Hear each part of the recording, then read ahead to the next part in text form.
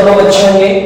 आज मैं डिस्कस करने जा रहा हूँ लाइफ प्रोसेस चैप्टर, क्लास 10 का ये चैप्टर है, बायोलॉजी का चैप्टर है। बहुत ज्यादा वेटेज रखता है ये चैप्टर और बहुत ज्यादा लेंथी भी है और बहुत इंटरेस्टिंग भी है।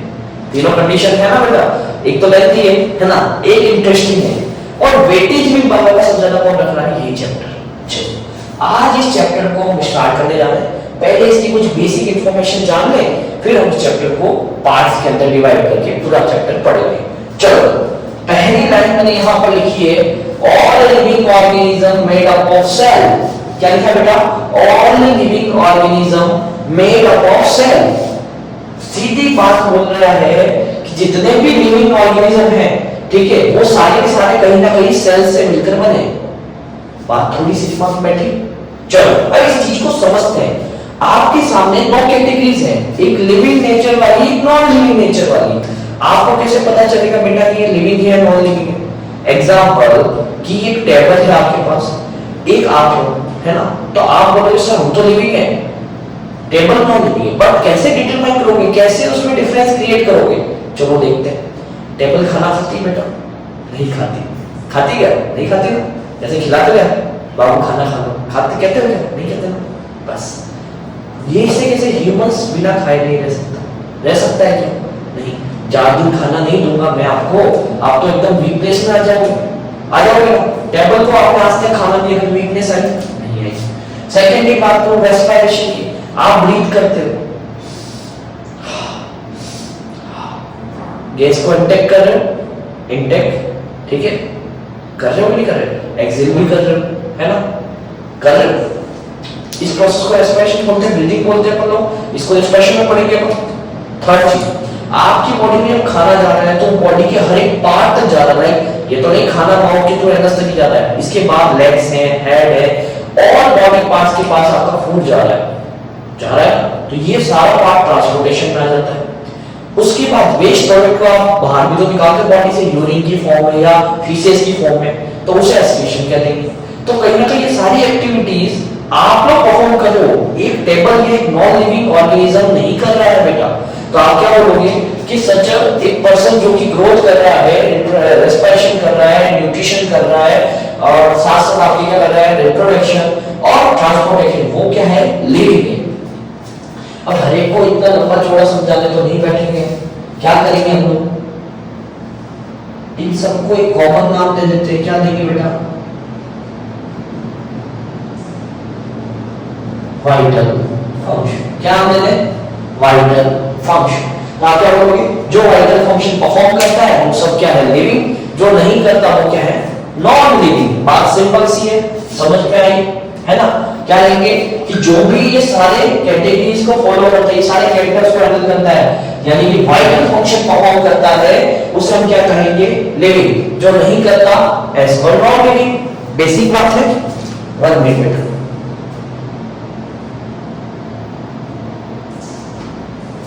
सेकंड, चलिए एक नॉन लिविंग कैटेगरी होती है जो ये चीजें परफॉर्म नहीं करती। तो आपको ये तो समझ में आ गया कि लिविंग क्या है। चलो सेकंड चीज देखो, यहां पर आपको एक वर्ड दिख रहा है, इसका नाम है ऑर्गेनिज्म। क्या है बेटा, ऑर्गेनिज्म। ये ऑर्गेनिज्म का मतलब क्या होता है कि दो कैटेगरी में हमने डिवाइड कर दिया लिविंग को, या तो वो होगा यूनिसेलुलर या होगा मल्टीसेलुलर। अब सर बोलेंगे सर बच्चों यूनि क्या होता है, मल्टी क्या होता है? सर वो यूनि वर्ड यूज किया जा रहा है ना बच्चों। क्या वर्ड यूज किया है, यूनि, यानी कि सिंगल। तो सिंगल सेल एनिमल होगा, क्या होगा बेटा, सिंगल सेल एनिमल। तो वो क्या होंगे, सारे सारे यूनिसेलुलर। क्या होंगे बेटा, यूनिसेलुलर। मल्टी सेलुलर की बात करूं, जहां पर क्या वर्ड यूज हो जाएगा, मेनी सेल।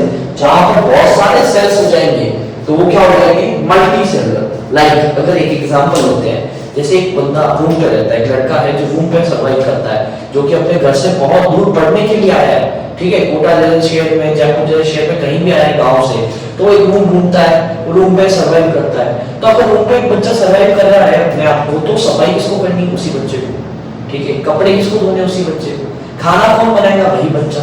तो सारी एक्टिविटीज रूम की कौन परफॉर्म करेगा, सिंगल पर्सन। तो ऐसी सेल्स जो सारी वाइटल एक्टिविटीज परफॉर्म कर रही है, यानी कि वही सेल ग्रोथ भी करेगी, वही सेल रेस्पिरेशन भी करेगी, वही सेल कहीं ना कहीं न्यूट्रिशन भी करेगी, वही सेल कहीं ना कहीं क्या करेगी आपका रिप्रोडक्शन, और वही सेल कहीं ना कहीं आपका ट्रांसपोर्टेशन भी करेगी।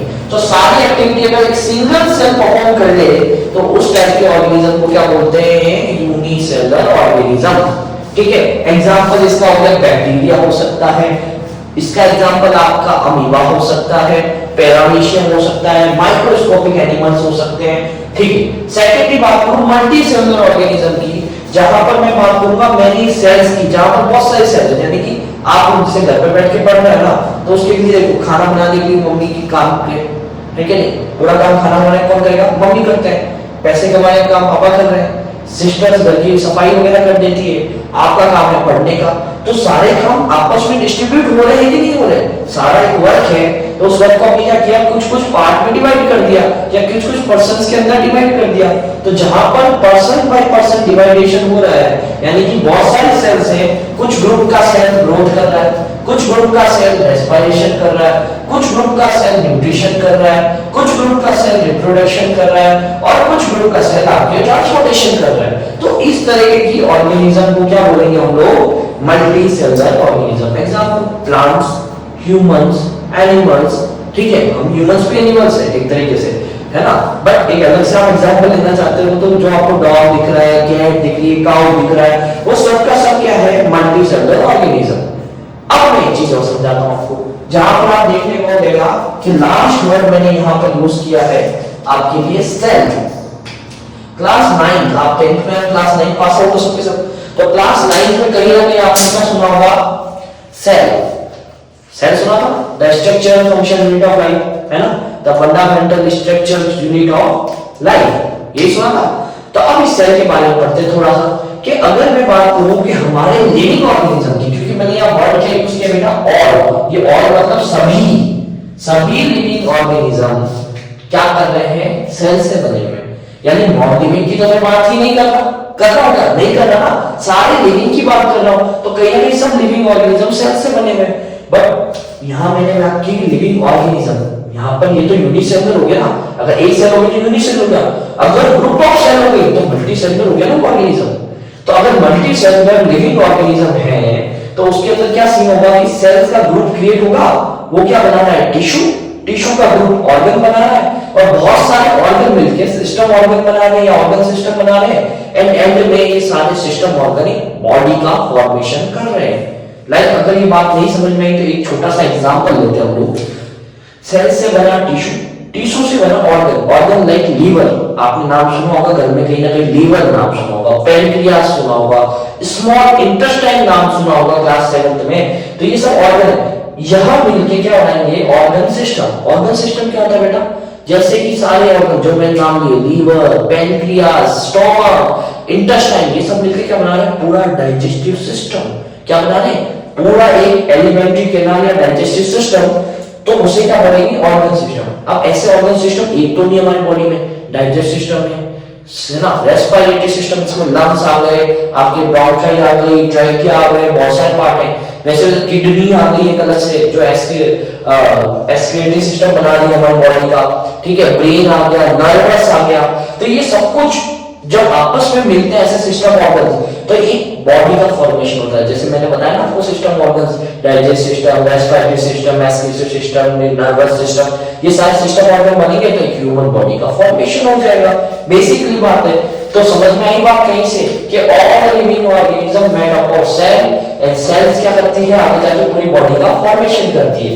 लिविंग की कुछ कैटेगरीज हैं, जो कैटेगरी परफॉर्म करेगा वो क्या करेगा, लिविंग ऑर्गेनिज्म बोला जाएगा। लाइक वाइटल फंक्शन परफॉर्म करता लिविंग, नहीं करता वाइटल फंक्शन तो नॉन लिविंग। सेकेंडरी बात, ऑर्गेनिज्म दो टाइप के, यूनिसेलुलर, मल्टीसेलुलर, जहां सिंगल सेल है यूनिसेलुलर, जहां मल्टी सेल्स है, मेनी सेल्स है यानी मल्टीसेलुलर। सब मिलते हैं ग्रुप्स ऑफ सेल्स से, अगर सेल से मेड अप है, ग्रुप ऑफ सेल्स क्या कहलाएंगी, आपकी टिश्यू का ग्रुप ऑर्गन का organ system, and organ system से बॉडी। क्लियर? ये एक बेसिक इंट्रोडक्शन दिया है। अब मैं लाइफ प्रोसेस के ऊपर जाता हूं। आपके लाइफ प्रोसेस का फर्स्ट चैप्टर है न्यूट्रिशन। क्या चैप्टर है बेटा, न्यूट्रिशन। अब आपके लाइफ प्रोसेस को दो पार्ट में डिवाइड कर दिया गया है, मैं लिखूं यहां पर एक पार्ट है पूरा प्लांट, एक पार्ट है एनिमल, ठीक है। तो ये सारे चैप्टर्स हैं, एक पहला चैप्टर ये है, सेकेंडरी चैप्टर ये आ रहा है आपका रेस्पिरेशन, ठीक है, फिर ट्रांसपोर्टेशन, फिर एक्सक्रीशन। ये चार चैप्टर में आपका पूरा चैप्टर डिवाइड किया गया है ना, ऐसे चार टॉपिक्स में पूरा चैप्टर डिवाइड किया गया है। लाइफ प्रोसेस को रेस्पिरेशन, न्यूट्रिशन, ट्रांसपोर्टेशन और एक्सक्रीशन के अंदर डिवाइड किया गया है। अब इनके अंदर भी दो पार्ट में डिवाइड किया, एक तो है आपका प्लांट पार्ट, एक है आपका एनिमल पार्ट। क्लियर, समझ पा रहे हैं कि भाई ये चैप्टर जो है ये चार पार्ट में डिवाइड किया गया है, चार सब टॉपिक्स बना दिए इसके, ठीक है, सब टॉपिक्स बना दिए। एग्जांपल जैसे न्यूट्रिशन हो गया आपका, रेस्पिरेशन हो गया, ट्रांसपोर्टेशन हो गया, एक्सक्रीशन हो गया। ये चारों के वहां पर दो टाइप्स है, प्लांट में आपको न्यूट्रिशन अलग पढ़ना है, ह्यूमन में यानी एनिमल में न्यूट्रिशन अलग से पढ़ना है।